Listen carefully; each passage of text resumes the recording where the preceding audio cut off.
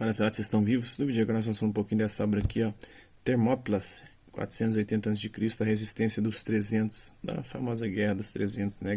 Da coleção Grandes Batalhas, da Osprey Publishing. Esta obra aqui, ó. Nick Fields, o autor, né? Ilustrações de Steve Nunn.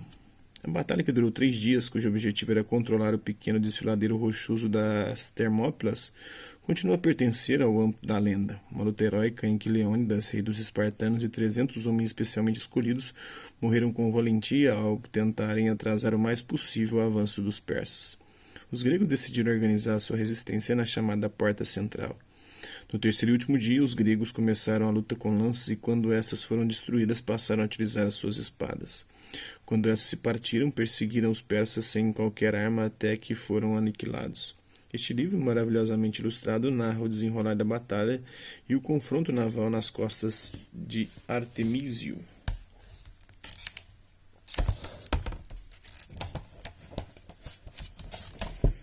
As origens da campanha, né? O Império Persa formou-se de forma repentina graças às vitórias de Ciro o Grande entre 550 e 530 a.C., da mesma forma como seria destruído pouco mais de 2 séculos depois graças às vitórias de Alexandre Magno.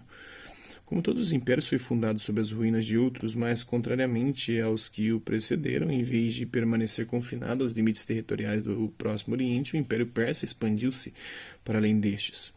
Como vassalos dos Medos, um povo da sua própria raça, os persas ocuparam os profundos vales que se estendiam nas imediações da cidade de Anshan, a leste daquele que atualmente continuamos a apelidar de Golfo Pérsico, que naquela altura se encontrava muitos quilômetros para o interior de sua localização atual.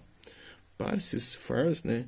É uma terra fechada ao mar, aprisionada entre a cordilheira de Zagros, as montanhas que separam o Irã moderno e a fronteira iraquiana. Era pobre e rochosa. Robustos montanheiros treinados no uso do arco e da flecha, os persas eram excelentes soldados de infantaria, embora necessitassem de um líder capaz de se tornar algo mais que um mero cabecilha e explorar toda a sua força e vigor. Proveniente do seu montanhoso reino, Ciro começou por vencer os Medos do norte para depois se voltar para o oeste, para os domínios do Lídio Creso, entre 546 a.C. Depois de se apoderar do trono mais rico do mundo, o infatigável Ciro regressou a leste para capturar a Babilônia em 539 a.C., antes de encontrar a morte numa estranha batalha entre os masságetas das fronteiras nordestinas do seu império, em 530 a.C. Sou Ciro, que deu aos persas o império e foi rei da Ásia. Reza o críptico epitáfio escrito no seu modesto túmulo em degraus. Para os persas daquele tempo era suficientemente explícito. Seu filho mais velho e sucessor, Cambises, concretizou os planos do pai e conquistou o Egito. Com agentes do seu império que vinham junto do mar, os gregos da Ásia Menor e os fenícios criou uma armada para subirem o delta do Nilo. Reuniu então o veterano exército de Ciro, avançou sobre Gaza e atravessou a faixa de deserto que se estende para lá desta. Uma duríssima batalha na fronteira egípcia em Pelúsio, na qual os gregos da Ásia Menor lutaram de ambos os lados, decidiu o destino do país em 525 a.C. Na viagem de regresso, algures na Síria, Cambises morreu e entrou na história. Após um breve interlúdio de desacatos e revoltas, Dario, entre 522 e 486 a.C., conquistou a maior parte do atual Paquistão, poderoso de todas as terras até o Indo, e depois atravessou as estreitas águas do Bósforo e infiltrou-se na Europa em 503 a.C. Embora as tribos transdanubianas tenham frustrado seu avanço, o exército que Dario tinha deixado para trás de si no seu regresso à Ásia conquistou a Trácia e chegou até o Estrimão, e também a Macedônia parece ter oferecido ao grande rei os símbolos formais da submissão à terra e à água em 512 a.C. Apesar deste revés nas grandes planícies da Sítia, Dario entrou com o pé direito na Europa e empurrou as fronteiras da Pérsia precisamente até as portas da Grécia continental. O Oriente encontra-se com o Ocidente neste quílox ático de figuras vermelhas em Edimburgo, no Museu Real de 1877. Nele aparece um soldado de infantaria persa enfrentando um hoplita grego fortemente protegido. No Oriente era costume usar armaduras forradas de linho ou de couro, que eram mais leves e confortáveis que os homens de bronze gregos. Como resultado da conquista da Lídia por Ciro, os gregos entraram em conflito pela primeira vez com os medos, portadores de setas, de flechas, na Anatólia do Egeu. Depois de uma frustrada revolta na Lídia, na qual participaram alguns deles, muitas das suas cidades foram tomadas de assalto e as restantes foi-lhes ordenado que se submetessem ao poder dos persas. Consta que os espartanos enviaram o embaixador a Ciro, que foi advertido de que se mantivesse afastado dos seus irmãos gregos da Ásia Menor. Quem são os espartanos? Foi fria a resposta de Ciro. Finalmente, os gregos da Ásia Menor submeteram-se. Mais tarde, durante o reinado de Dario, ocorreu uma rebelião generalizada a partir de Bizâncio, no norte até o Chipre. No sudeste foi a chamada Revolta Jônica, de 499-494 a.C. Surpreendentemente, no início, os gregos da Ásia Menor triunfaram. Em parte, isso parece ter se devido à lentidão da mobilização dos persas.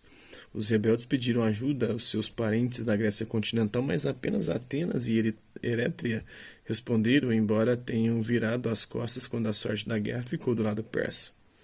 Nas remotas terras da Anatólia, com a vantagem das suas linhas de comunicações internas e das suas forças superiores, os persas foram capazes de lutar em vários teatros de operações ao mesmo tempo e de utilizar os vales dos rios como meio de ataque. As comunicações eram muito mais difíceis para os gregos, que estavam isolados pelas montanhas que envolviam as suas resguardadas comunidades litorais. O alto comando persa também tinha experiência na organização de expedições em grande escala e, portanto, estava em poder dos meios e dos conhecimentos logísticos necessários para manter os seus exércitos em campanha. Por outro lado, na Síria, os persas aprenderam as artes da guerra de cerco, por exemplo, como formar montículos junto às muralhas das cidades para as ultrapassarem em altura. E assim, um a um, os estados rebeldes foram neutralizados. Muitas vezes, brutalmente, e 5 anos depois, a revolta estava sufocada. Os persas completaram a conquista da Trácia, inclusive das colônias gregas que salpicavam a costa do Egeu e submeteram a própria Macedônia. Já só faltava castigar Atenas e a Eritreia, pela sua intervenção, ou, na opinião de Dario, pela sua descarada ousadia. Um persa e um ateniense lutam sobre o corpo sem vida de um persa num ladrilho, está no Londres Museu Britânico, do templo de Atena Nike, em Atenas, realizado em cerca de 425 a.C. Foi sugerido que a cena representa a Batalha de Maratona. É uma vitória elevada à categoria de mito, cuja importância emula façanhas tais como a vitória sobre as Amazonas. Se é verdade que os objetivos imediatos de Dario eram Atenas e Erétria, os seus planos a longo prazo incluíam a Grécia na sua totalidade. Depois de conquistar esses estados, o rei poderia colocar títeres na qualidade de tiranos. Já preparamos, no caso de Atenas, que fossem fiéis aos valores persas e mantidos pelas guarnições do império. São trechos dessa obra, espero que vocês tenham gostado do vídeo. Quem curtiu, dá um like, quem não curtiu, dá um dislike. Se interessar pelo conteúdo do canal, se inscrever, ativar o sininho e guardar os próximos vídeos, as próximas notificações. Deixe também seus comentários dizendo o que você tem achado dos vídeos, sugestões de temas e assuntos para serem abordados em vídeos posteriores. E colabore com o nosso canal, compartilhe os nossos vídeos e ajude-nos a chegar ao maior número de pessoas possíveis. Gostaria de agradecer aos mais de 3.000 inscritos no nosso canal e agradecer também aqueles que por conta de conteúdo outro passam por aqui, deixando sua visualização, seu like, seu dislike, seus comentários, que eles compartilhem os nossos vídeos, compartilhem o nosso canal, seja aqui nessa plataforma no YouTube e outras redes sociais. Por mais é isso aí. Hasta la vista, babies, e até a próxima.